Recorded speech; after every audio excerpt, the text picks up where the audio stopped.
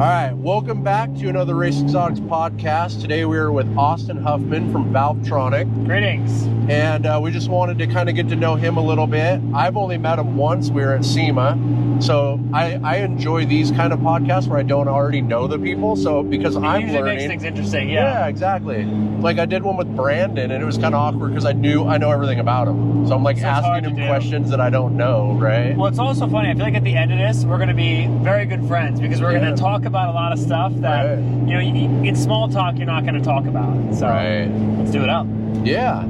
So I guess my first question is, what is Valvetronic? To me or just in general?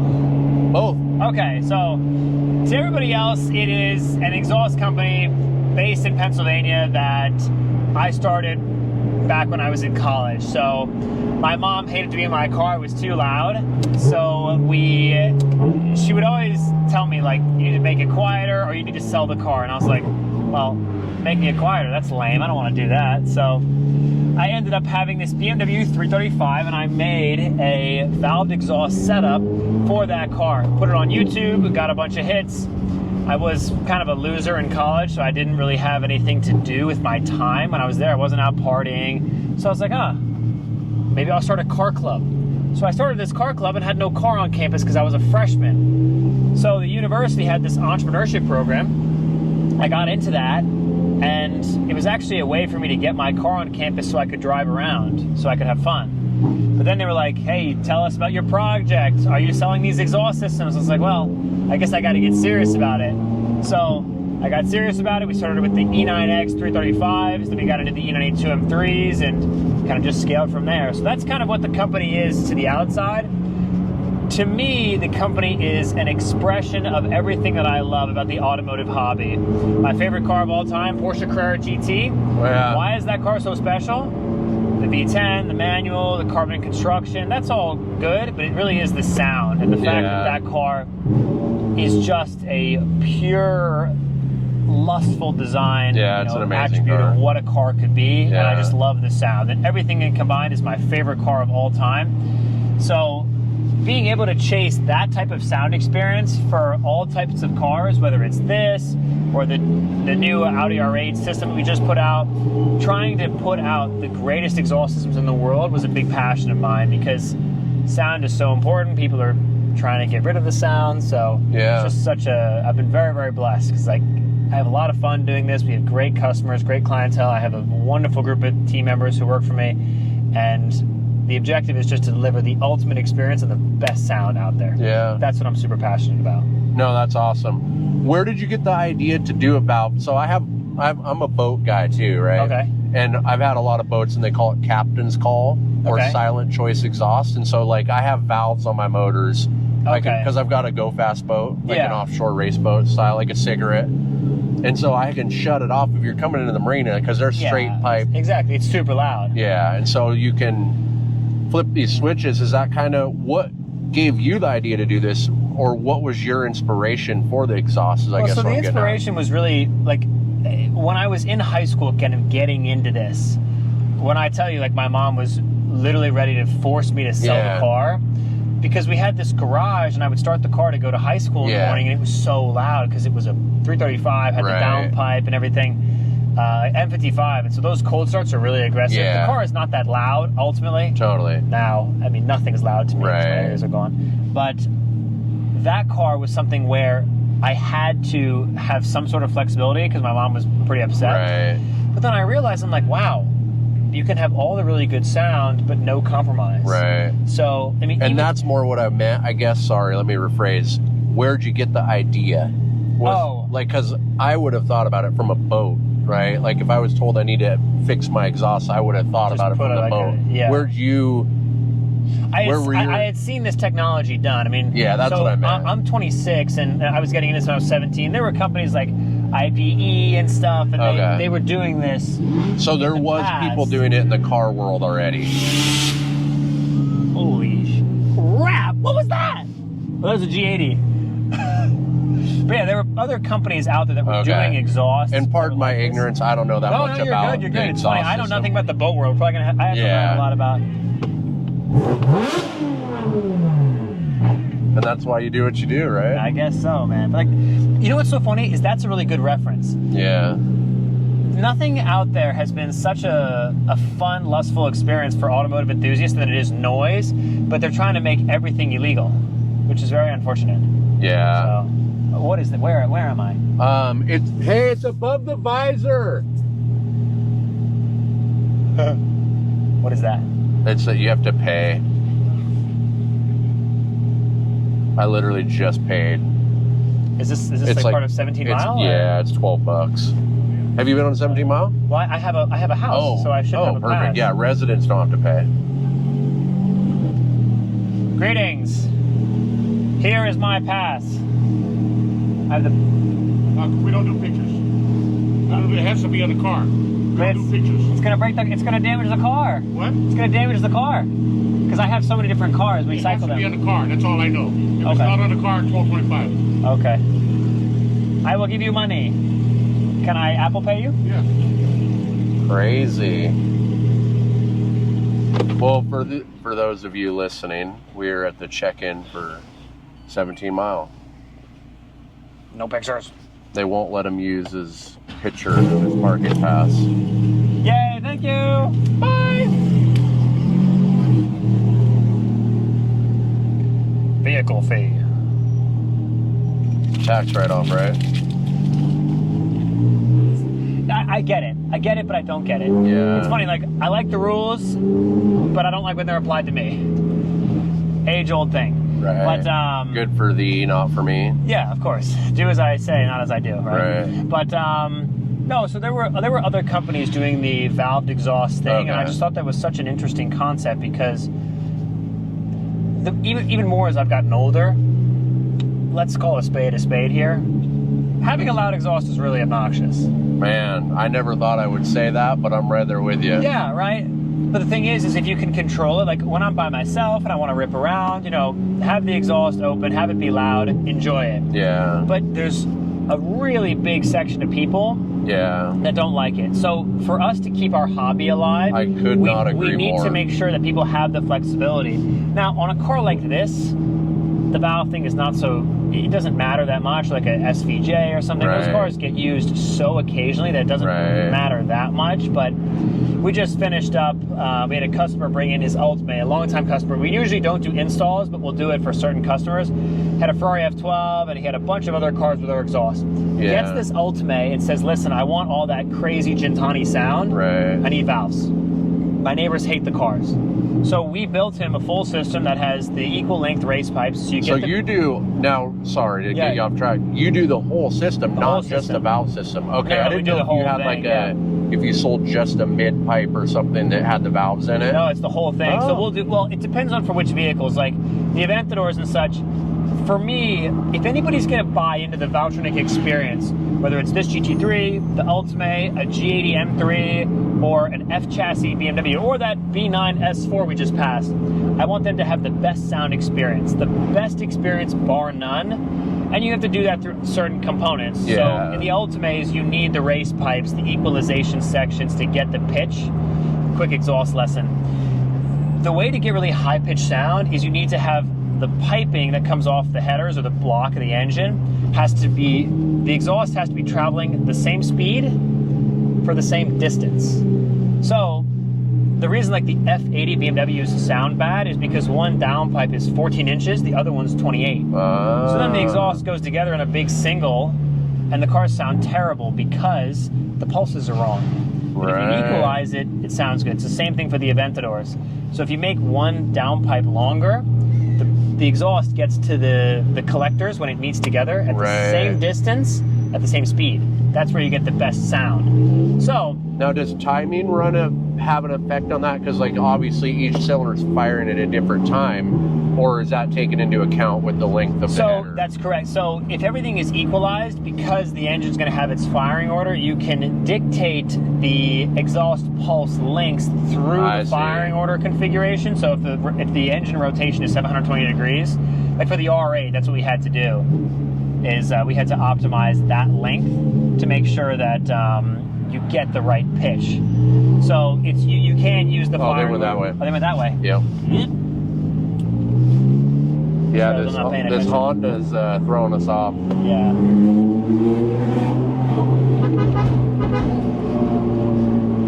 Here's right there. Oh, there we go. Yeah. But yeah, so going back to the Ultimate thing, we've got the pipes that are exactly the same length, so we get the right sound in terms of the pitch and the quality, and then we made this rear section with a really long X pipe, but it has the big muffler behind it, so when the valves are open, crazy Gentani, F1, flames. When the valves are closed, you'd never know the car's modified. That's awesome. And the guy loves it. And so for me, if I were going to buy a car like that, I want it to have valves, because that flexibility, it saves you. It saves you the hassle. People don't hate your guts. And, you know, as cool as it is to have the loud exhaust, pull up to dinner, for me, I'd keep the valves closed. And just park the car or and how be about, respectful. like, case in point, we've got a bunch of friends with Aventadors in our friend group, and... You have friends? Yeah, 2 or 3. Real? Yeah. But they all have straight piped Aventadors. And, like, I had them over to we live on the water, my wife and I, and so we'll have people over for the 4th of July every year for fireworks. Well, when we're leaving, it's like 1 in the morning. And they fire these Aventadors up, and it's so loud, it like shakes the house. Well, that's the thing too, is like the Aventadors, they have a presence where it's like the whole ground rumbles. You can feel an Aventador coming before you like see it. For sure. So no, I share that sentiment of respecting, like, because I love the loud cars when I love the loud cars, but I also don't want to ruin it, because if you do, they're gonna come, like in California, they crack on them, they crack down on them so hard. And so if for any of you guys listening to the podcast right now, heed his advice and respect people, right? I feel like nobody cares. Like my mechanic, I love him. He's like, oh, I don't care, like a straight pipe. He blows by my house at 2:03 a.m. with a straight pipe Aventador, downshifts, blows flames all over my neighbor's house, like lights up the whole entire neighborhood. And I'm like, bro, that's how you ruin the sport. Like, exactly. Because now those guys are they're gonna vote on bills that ban it and regulate decibels.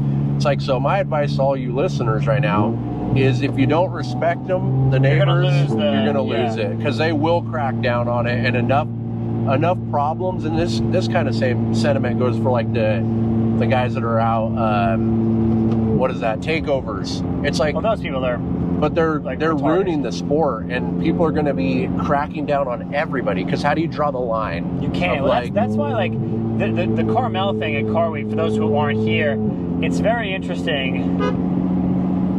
Yay!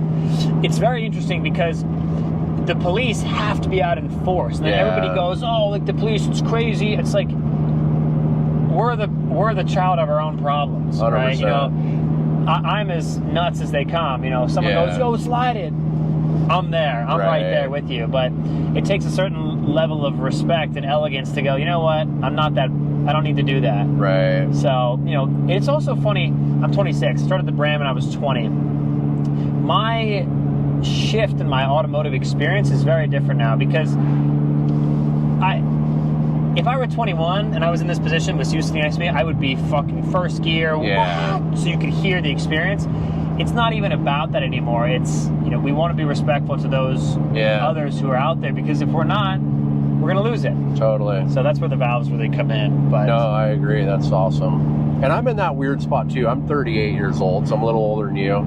I still enjoy some of that, like messing around, donuts in the parking lot type of stuff. But then I also don't want to be associated with some of that. Or it's not a good look for your brand. No, not at all. Well, I used to do a lot of that because I thought that the eyes on was really good for the brand. But now I realize it's like I'm looked at like a child. Like I'm looked at like this young, unprofessional person. For sure. So, you know, the shift in what's important for your brand is you got to look in the mirror sometimes and go, what do I want to be remembered for? Yeah. Do I want to be remembered for the person who was always wild, wacky, doing crazy stuff? Right. Or do I want to be remembered because the products are top-notch, the service is excellent, and Valvetronic is offering the ultimate sound experience? We're the official exhaust system of BMW CCA now. Wow. Now, if you had told me that 5 years ago, I'd been like, there's no way. Yeah. Because Akrapovic was always the standard for that stuff. But now that we've come in, you know, those... Congratulations on that. Thank you. That's a crazy amount of success for 6 years. Exactly. But it was something where I looked in the mirror and went, okay, if we're going to take this brand to the next level, we need big level partnerships like that. Right. That's what counts. And you know what? You can't do that if you've got a very young image, because they don't want to be part of that. They want to be part of the young kind of social media aspect of things, but not if you're doing takeovers and burnouts and stuff. So that's always how it goes. Yeah. Well, when we host one supercar rally every year, I don't want to be known for a supercar rally brand, but we do one. And when I was getting sponsors for that, like, just want to see how close I can get to that. Yeah, there you go. Oh.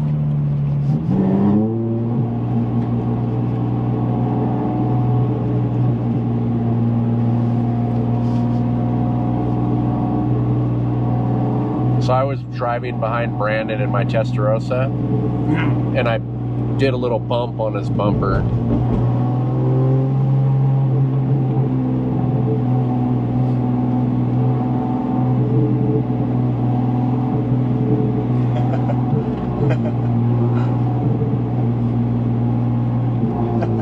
Can't see how close I am. Like that, okay, that's fun. Yeah. That's funny. But like, we're not doing anything super reckless. For sure.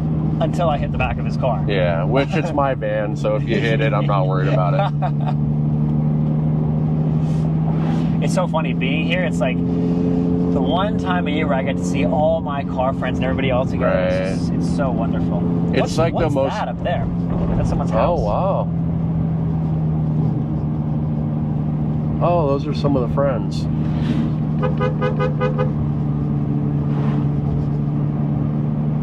They came on our rally. One of the guy in the McLaren up there is a really good friend of mine, but yeah, no. So that you kind of led into one of the questions I was going to have. You asked if you would have asked where you'd be, you never would have thought, and so that kind of was leading into one of my next questions was, what has been one or a couple of the craziest or coolest out of this world experiences that you've had that you never thought would happen? The first thing that comes to my mind is this, is when so 2023, we talk about Aventadors just because it's easy to relate to.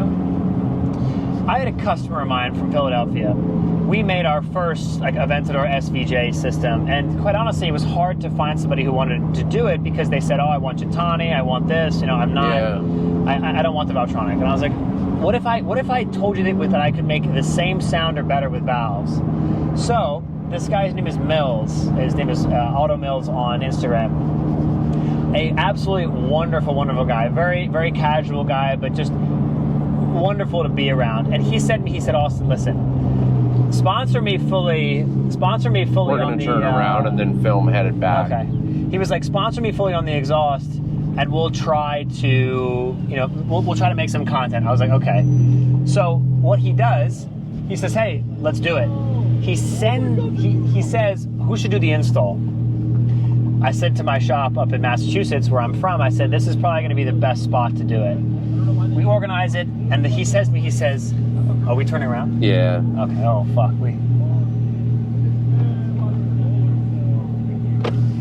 This is not going to be easy. No, this is a mess. Hey, can you guys go block traffic for us? We got to get turned around. We're going that way. Thank you. They're not going to do that. A couple of them headed back. Okay. Yeah. No, but the guy said, he's like, "Okay, I'll send the car to Boston." The car gets done. It sounds good. He's like, "Hey, why don't you do your night shoot stuff?" This is 2023, about 2 years ago. And I had this Aventador to myself, full exhaust, all night. And it was just the most amped, wild experience. We captured so much incredible content, but it was like an otherworldly experience. I was like, this is everything that I've dreamed of in terms of what this company could be, and also I'm so blessed to have this opportunity. So stuff like that. Flex with the wheels, bro. Thanks, man. Fire, dude. Getting to meet just some wonderful people who driving Ed Monty's Carrera GT yesterday is like something that I haven't processed yet, but that's like my ultimate dream car. He's wonderful to be around. He's helped me with a lot of stuff in terms of scalability and understanding the business and such, so it's a lot. What's up, handsome? What's going on? How we doing? Can't complain. Good to see you. Life is good? Life is great. Life is life, bro. We like it. Can't complain. Yes, sir. Are you going to be here? Yeah, they're shooting the center right now. Okay. I'm going to text you a little bit because I got to do this and I have another podcast, and then we'll be around. Good. All right.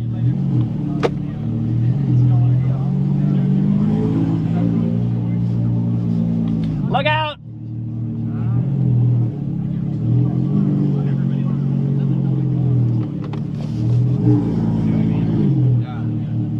For the listeners, we're at Monterey Car Week. Thank you. On 17 Then what miles. didn't mean to hit you.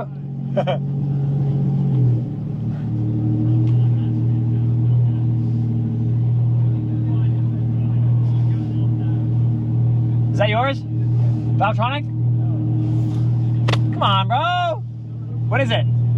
Just Alibaba. You bought it from Alibaba? Save some money. It's all good. We give a low pep, just a little pep. I don't want to get in trouble, man. It's going to wreck it for everybody. Even idling, it sounds just... Thank you. Nice to meet you, bro. My name's Rashawn. Rashawn, hello. I run a account in the Bay Area, taking a bunch of pics of your cars. Cool. Around here, Valvetronic, everything. Really appreciate what you do. You make amazing examples. Hey, bro, thank you. We're actually doing, you're going to be featured on the podcast then, because that's what we're filming right now. Oh, yeah? But I appreciate it, bro. It's nice because people like you, how old are you? I'm 16. Perfect, bro. See, you're the next generation of stuff. I'm 26. You're 10 years. I got 10 years on you. Keep up the car love. That's all I can say. What's your name? Arjun. Arjun? Nice to meet you. Awesome. Partner. Good to meet you as well. Valvetronic exhaust on my E46. Fantastic. Fantastic. Well, I'm happy you guys are enjoying. Thank you so much. Thanks, guys. Watch, man. Cheers. See, like people like that too, right? Yeah. Think about how much excitement and enthusiasm a loud car, like a sports car, like Ferrari, Lamborghini, Porsche, draws to like young kids. Right. But think about like how victimized that driver is in terms of the police. Right. It's like that doesn't really make any sense, right? Young But kids, like your people- exhaust is a happy balance, right? Yeah, I guess so. I mean, it allows both worlds to kind of mesh together. But so many people have such a hateful relationship Right. with fast cars. Like I remember once, it was so interesting. I saw. Can you? Oh. Why is he even out here? I don't understand that. It's like you know what's Bye. out We'll see here. you guys in a bit. That's the kind of stuff that surprised me. They have like no patience. They act annoyed. It's like, bro, you're on 17 Mile in Car Week. Angry people, bro. He's driving a Yeah. Mazda 6 with the tow hook cover missing. Right. Like, that says a lot about the individual. Yeah. No offense if you happen to have a Mazda 6 with the tow hook missing, but Only that combination, though. yeah, exactly. If your tow hook's not missing.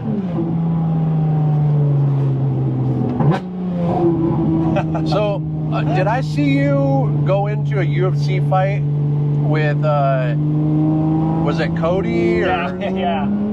So it's very funny because my friend Tanner, who I know through my friend Cam Casey, Tanner said, hey, we're gonna go to the UFC fight, and I'd never been to a UFC fight ever, and it was such a wacky adventure. Yeah. Any type of adventure, I'm down. I'm such a sucker for like what's around Doing the next something. corner. Yeah. Yeah, dude, like when I meet new people too, if they like the gym, if they like biking, if they like hiking, if they want to play golf, I like to do an activity. Like the fact that you and I are meeting and we're probably going to be friends for a long time. Yeah. We're doing something like this. We're taking a drive. We're For sure. filming some great content.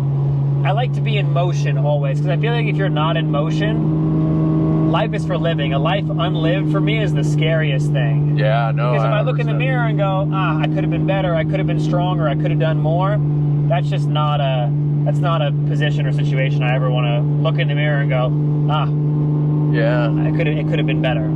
So, we've only been chatting for 20, 30 minutes or so. Something that I've picked up on, and I keep circling back to that, is how mature and composed and put together you are, which is very surprising. Like, Thank you. You might think that you're old.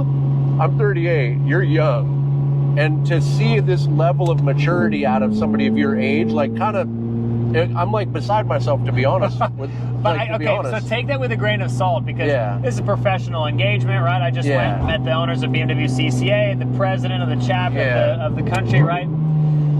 But you can't, being like legit mature, right? Like you can keep your mouth shut and hide it a little bit, but that's the thing. You're not. You're talking, and I can pick up on things you're saying, right? Like I'm curious how has that been? Have you always kind of been a little ahead in that department? Well, I think it comes full circle because my mother and father, I was raised a particular way where, you have to have respect and, respect for elders and, be able to articulate eloquently. My father grew up in the middle of nowhere, had nothing, had to have this vision, and he does commercial real estate and residential development now. But he was the person who taught me, if anybody can do it, I can do it. Yeah. That was a mentality. So my father is very, kind of wire-brained, lots of perspective. That's cool. Wow. Yeah. Oh, yeah. Really, really good visionary, but he's the most horribly unorganized person in existence. On the flip side, my mom is very type A, very organized. She's a doctor. And, I've had two different sides of life. I've had you must sit down, study, not say anything, be respectful, hold the door, that type of world. But I also had my father's, kind of eerie entrepreneurism. And, that mentality that if anybody can do it, I can do it. So, in life, right, people say that you're always victims of circumstance. For me, it's definitely that, but also I've tried to mix both my parents' characteristics and to try to be the best version of myself, whether it is in a professional engagement or how I interact with girls or new people or whatever.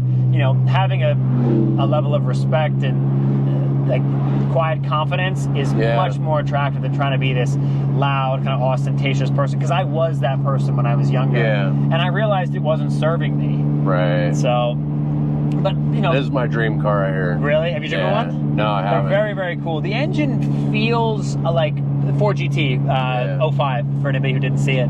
But they feel like the chassis is very exotic, very interesting feeling, but I drove one that was stock exhaust. And obviously, I'm very noise perceptive, so I didn't get my kicks out of the on throttle experience. But the chassis and the dynamics were very impressive. Yeah, I think that I just very think much like it. I'm a Ford guy naturally, and so the Ford thing too, I appreciate. But yeah, I've had some Panteras Ford powered. I've got a Noble Ford powered. What are those like? For their time, they were cool. Yeah. I mean, obviously, it's 1971 they came out, so it's old technology compared to modern standards. But for their time, they were way ahead of their. And they have that Ford 351 Cleveland in it, very drivable car. Okay. I mean, I put 20,000 miles a year on mine. So so you're using it a lot. Oh yeah, That's I cool, drive man. all my stuff a lot. I always find that, especially, I've got a contact of mine who owns a big conglomerate of dealerships in Pennsylvania, and it just. Sick. Yeah, super cool. He has all sorts of wild stuff. P1, LaFerrari 918. Yeah. Chiron 300 plus. All these incredible cars, and they just sit in the garage. It's a shame. I'm like, the LaFerrari he had is bricked. It can't even move because he's like, I never drive it. I'm like, why not? So. Yeah. This is the thing is he's the type of person where it has to be the nicest, the best version. No imperfections, whatever. And I'm like, dude, look at the rock chips on the side of this car. That's because we've had thousands of miles of fun adventures. Yeah. And that's what it's about. At the end of the day, too, this is a very interesting perspective that I have about the automotive exhaust experience. It doesn't matter if people buy from me, they buy from Gintani, they buy from R1, or they go buy an exhaust from AliExpress. Whatever, it doesn't matter. The only thing that matters is the fact that people are enjoying modifying their cars and making their cars more fun or louder or more engaging. At the end of the day, listen, there's so much market share and so much money to go around. I am not worried whatsoever about me another one of your mature attitudes, right? Because so many people don't think that way. No. And this is what's funny is Alex from Gintani, people think oh, you guys must hate each other. I call him a decent amount. Yeah, I was going to ask about that too. It's all, you got to look in the mirror, right? And our goal is to try to have eyes on our companies at all times. Right. That's just the name of the game. So the more eyes we can have and the more marketing we can do, the better. So that's why if I got an SVJ, it would have a sticker on the back that says not Gintani. Right. Not because I'm looking to be disrespectful, because everybody's going to look at it and go, oh, Gintani's better. Yeah. Gintani, this. And then everybody starts talking, and then everybody's engaged, and then everybody's like, no, I wonder if it is any good, or I wonder if it's better. Yeah. So, at the end of the day, we only have industry counterparts. There's no competition. There really isn't. So, if someone buys from me or buys from somebody else, or a lot of times too, it's like with wheels. People change exhaust, they change the wheels, they do different carbon. There's so much opportunity for people to engage in the automotive hobby. don't be upset if someone goes to another company because it fits their automotive needs better. Right. Well, do you make a Valvetronic exhaust for a 1990 Testarossa? Dude, you got to tell me what that experience is like. Unfortunately, not. Yeah, I figured. I've had some inquiries for it, but really, seriously, because people have asked us to do older because they have Ferrari like stuff. tubey exhausts and They stuff do tubey, that are known for those older Ferraris. What's funny though is people do. Think about it. That exhaust was engineered in 1990. Totally. I'm just giving you a hard time. Oh, I was like, I'd love to support you, but all my stuff's weird. Panteras, I've got a Noble, I've got like all this weird stuff. Like, I actually thought about that. I have a manual Ferrari 599 that I'm selling. Oh yeah, there you go. And, you know, I went to 1600 Veloce, which is a shop up in New York, one of the biggest bring-a-trailer sellers. And I walked in there, I dropped off the car, and I saw like they had a bunch of 512 TRs and BBs and just like all sorts of really interesting stuff. And I was like, I wonder, I've got this car, which is, it just does everything well. It's fast, it's comfortable, it's just a wonderful experience. But what if I wanted something older and something that was really special? I drove Randy Savage's Diablo SV. I think it was SV. I think it was earlier than that, not an SV, but it was unbelievable. It was so challenging and so fun. I drove an F40, same thing. Yeah. Those are all really cool cars. These are cool. Shelby crew. I met the owner of. I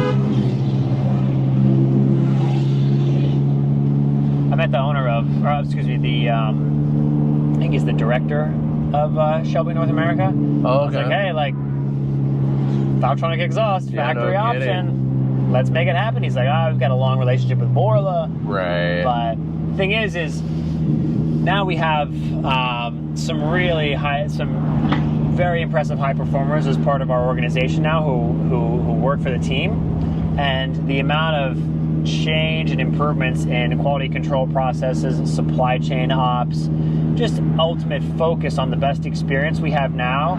I now feel comfortable that I could engage in something like that. Yeah, come back where to the somebody table. would look at it and go, wow, Valvetronic really is top level quality. Right. And it takes us a long time to institute the change. It takes a year or so to really improve massively quality stuff, but it's worth doing because I want to be remembered for having the best experience and the best products. Right. And you do that by having the best customer service, in-stock availability, customer service that is top-notch, and just a product where the fit and finish is second to none. Yeah. And it's not easy, but it's not. Again, none of those are easy. Going back to our initial conversation about why I am the way I am, if anybody can do it, I can do it. There you go. That's the way it goes. That's the attitude to have for sure. Well, we're about to the end of our drive. I appreciate you coming on. Absolutely. Thank you for having me. It's been awesome. And you know, I didn't really know you before this, but after just hearing you talk, I've got a ton of respect for your your attitude, your disposition. I have a lot to learn though, so I mean we all do, right? But you're pretty advanced for your age. I appreciate that. I mean, just seeing the way you engage with everybody. We didn't get to talk at all about the boat thing. Explain to me the boat thing before we go. What about the boat thing? I'm learning to fly. Okay, yeah, I'm doing that too. I didn't. I'm 20 hours into my private pilot. So I'm about the same. And I've not really experienced the boat thing. Relate the boat thing to me to flying. Okay, so for boating, well, you got to know what the hell you're doing, right? Correct. And my wife and I, we've got a 38-foot Go Fast boat with twin Merc 500 blue race motors in it. We towed it to Florida. We got married in Miami, boated out to Key West, boated out to the Bahamas for a honeymoon. Yeah. Epic, right? Yeah. Epic. Where we live in Washington State in the Puget Sound. We have all these inner protected waterways. Oh, cool, yeah, so you can go around. So in every little harbor, there's restaurants, there's little marinas. Perfect. You can get out and it's amazing. The wildlife, the sea life, it's a different experience. So interesting. My in-laws have a lake house, so we go surfing and stuff at my in-laws. So I'm kind of spoiled. I get the best of both worlds. You get the best of both worlds for sure. But I'm a saltwater guy. I like the adventure side of it because, like I said, and I think you would probably enjoy it. And my father used to sail, and I just found it very boring. Yeah, so it's funny because flying, looking at the charts and stuff, and understanding your VFR stuff, it's very similar to boating. I would say boating is a little more engaging, especially, okay, let me rephrase. Really? Oh, here we go. Fast boating. Okay. Like if you're in like a yacht or like a pleasure cruiser, it's probably slow. similar. Yeah, but I don't have the patience. How and I'm fast surprised to hear across the water will that boat go? Well, my boat does 78, which is That's so fast. No, I know. Like, in a 38-foot boat, it's not though. Really? Right? It doesn't feel fast. It's so big and heavy in the water. It's stable. Okay. Like in a small boat, that's cooking, right? But in a big boat, so my boat's got a head in it. It has 2 beds. It's got a TV, a refrigerator. Oh, so it's a decent size. So 38 It's a 38. Okay, it's a big boat. Okay. But you need that. We bought that specifically because we were going boating in Florida, and there's big water out there. Okay. But the same exact boat that's a Poker Run edition does 115.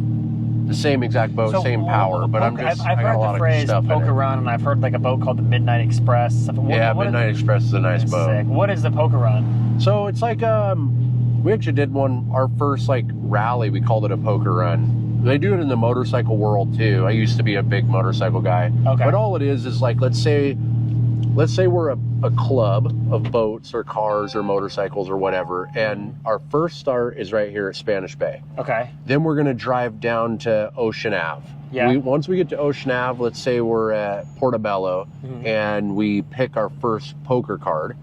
And so at every stop, cool. You get a card. draw a card. And then at the end, there's prizes for people. It's super fun. Yeah, it's like, that does sound like fun. It's very popular in the motorcycle world and also in the boat world. Not so much in the car world. I'm assuming it's maybe that's your next thing, is getting into events like that. That'd be cool. We kind of did it. Our first rally we hosted, we called it a poker rally. And people were like, what is that? And so at every stop, we just had them draw a card. And people liked it. It was fun. I think the reason that they don't do it is it's a lot of extra work, right? Because there's already so much happening for all of the rally itself. I mean, there's a ton of planning in our whole team. I have an awesome team that helps with all of the rallies. We're busy already. Yeah. Like, what do you do full time? I own a construction company, and then I got into Commercial real estate. Or residential? We do both. Okay. We built a U-Haul building. That was the biggest project I've ever done. It was a $10 million building. Oh wow! How many? I obviously didn't make that. A 75,000 square feet. Wow. So yeah, I mean, we do commercial. We do. You look good in there. Huh? You look good in there. Thank you, brother. Yes, sir. You got Valvetronic in that? This guy is that's the owner of Bowden. Oh, okay. I forget what his name is.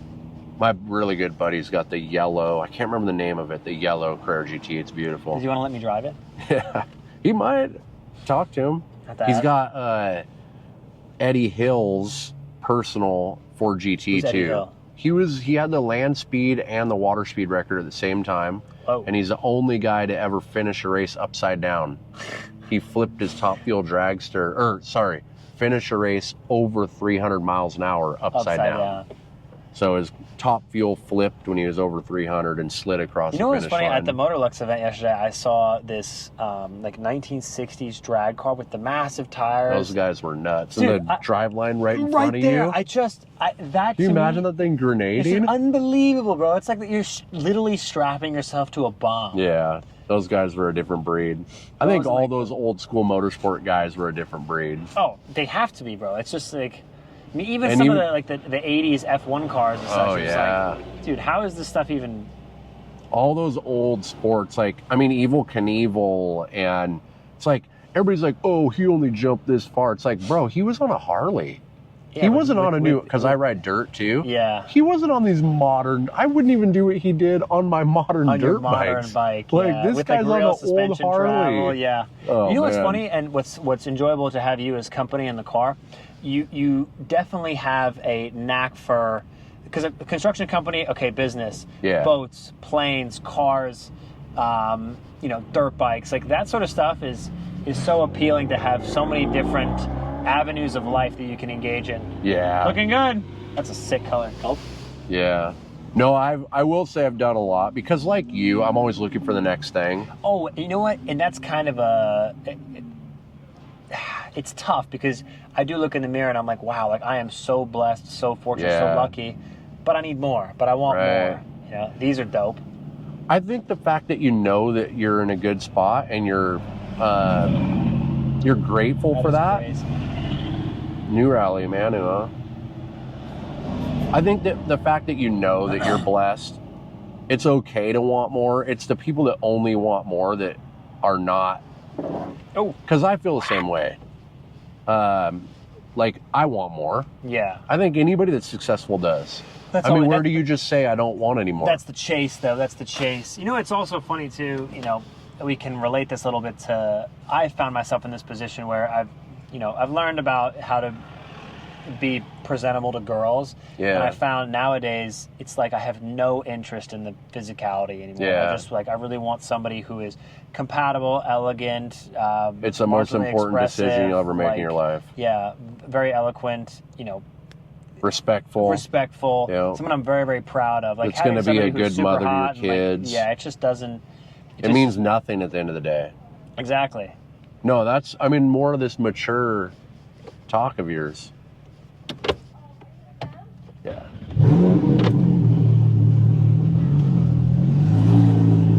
Right on. I think we'll wrap it up here.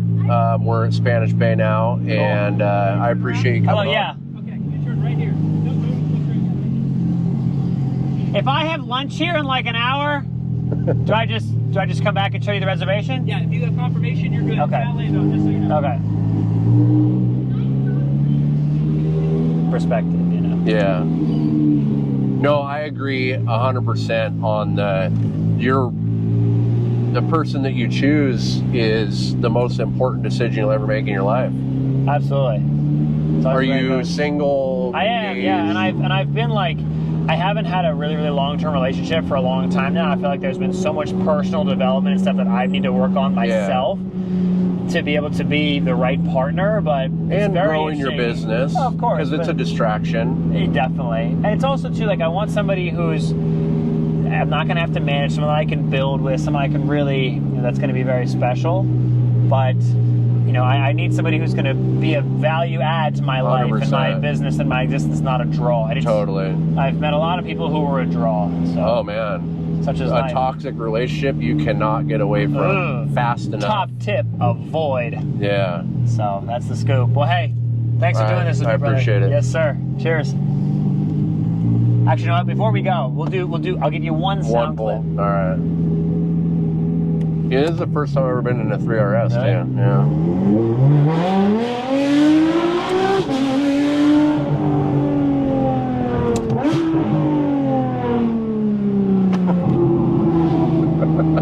Not bad.